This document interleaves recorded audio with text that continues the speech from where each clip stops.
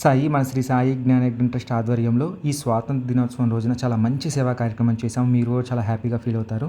సాయి ఇది తిరుపతి డిస్ట్రిక్ట్ దగ్గర కుక్కలగుంట అనే గ్రామం సాయి. గుడిమల్లం దగ్గర కుక్కలగుంట అనే గ్రామంలో ఈ స్కూలు ఈ గిరిజన పాఠశాల ఉంది సాయి. దాదాపు ఇక్కడ 35-40 మంది దాకా చదువుకుంటున్నారంట.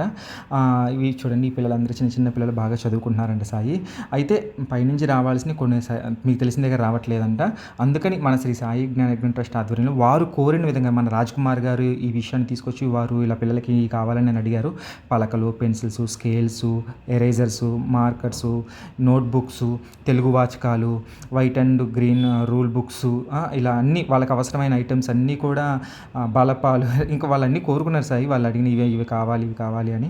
అవన్నీ కూడా ఇలా కొన్ని బిస్కెట్స్ కూడా, చాక్లెట్స్ కూడా చెప్పాను, అవి కూడా ఇప్పించండి అని చెప్పేసి ఆ ఐటమ్స్ అన్నీ కూడా నేను ఏర్పాటు చేశాము అక్కడ. యాక్చువల్గా మనం కూడా వెళ్ళాలి, కాకపోతే ఇది మనకు బాగా లాంగ్ కాబట్టి కుదరలేదు. మన శ్రీ సాయి జ్ఞానయజ్ఞం ట్రస్ట్ ఆధ్వర్యంలో కుటుంబ సభ్యులందరికీ కూడా మరొక్కసారి చెప్తున్నాను, వాళ్ళంతా చాలా హ్యాపీగా ఫీల్ అయ్యారు.